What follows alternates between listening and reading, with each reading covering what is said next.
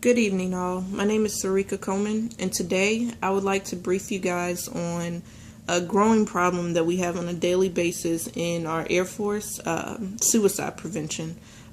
It's nothing that anybody wants to talk about on a daily basis because we sometimes can't believe that something like this would happen.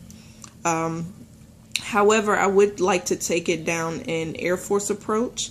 As you can see, I'm in my uniform because I am an airman, and I too have stress as well as other people do, which will cause them to show suicide indications.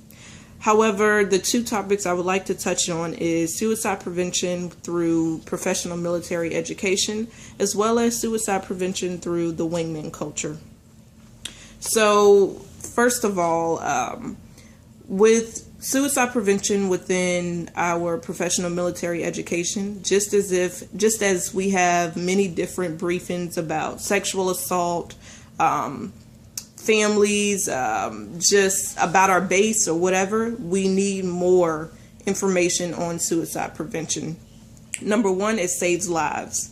I could not imagine somebody that I see on a daily basis that I work with, knowing that they're going through something and I didn't know, and I couldn't do anything to stop and help them with the problems that they're going through, and they may decide that it's not worth it anymore and they kill themselves. That's the last thing I would want to think ever. Secondly, if we have suicide prevention, it will enhance our peer-to-peer relationships we have with each other. Meaning, if you know a person and you know their actions on a daily basis, you know their emotions on a daily basis, if you know these things already, and if you go out and try to learn them, you'll definitely know your people a lot better. Like I said, it will build it'll enhance a peer-to-peer relationship with your peers, with your supervisors, with anyone around you. And that's really what we're trying to get out here.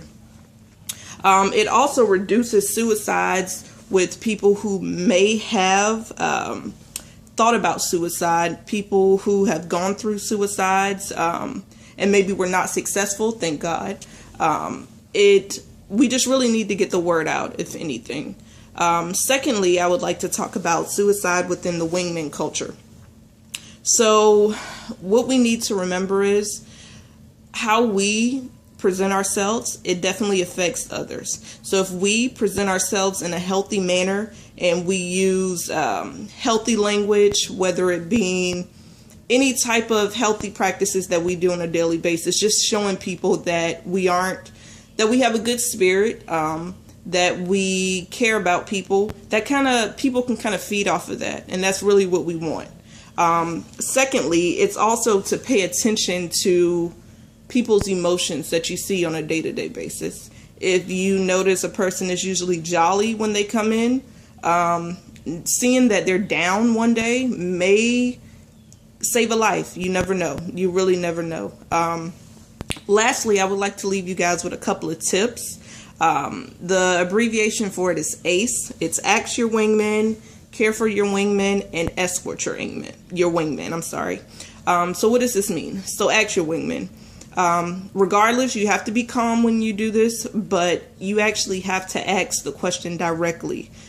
Are you thinking about killing yourself? It's a hard question to ask, but sometimes we have to do it. It's not something that we want to do, but as long as we stay calm and we ask the question directly, we'll get the answer directly. It's a very unfortunate situation, but it's something that we have to do. Next, we have care for our wingmen. Like I said earlier, identify the signs that your wingmen may not be, they may not have the same attitude as they usually do on a daily basis. You need to care for them. If they're going through something, ask questions, befriend them, help them get through it. It may just be a matter of saying good morning. It may be a matter of saying, hey, how was your weekend? Whatever it is, believe it or not, the smallest things can change a person's life, and it could change a person's day, which will lead to suicide prevention. Lastly, escort your wingman. So if we somehow find out that our wingman is happening to think about, we've already asked the question, yeah, okay, so now they think that they may kill themselves. Our next step is escort them to the proper authorities. When I say authorities, a hospital. Take them somewhere and do not leave them alone where they could hurt themselves alone. That's the last thing you want to do. Knowing that you were there to help them at first and you leave and then something happens. You'll probably never be able to live that down at all. I did brief this from an Air Force standpoint because I am in the Air Force. And this can go for military, but I really want to base it off of anyone. All of the things I listed, it's about training. It could be not even in the military, but it could be training at work. How can we identify that our coworkers may have suicide indications? It's not just a military thing. That's what we must realize. It's an anybody thing, because anybody could commit suicide, and the last thing we want is for them to commit suicide. Again, my name is Sarika Coleman, and this has been Suicide Prevention. Thank you.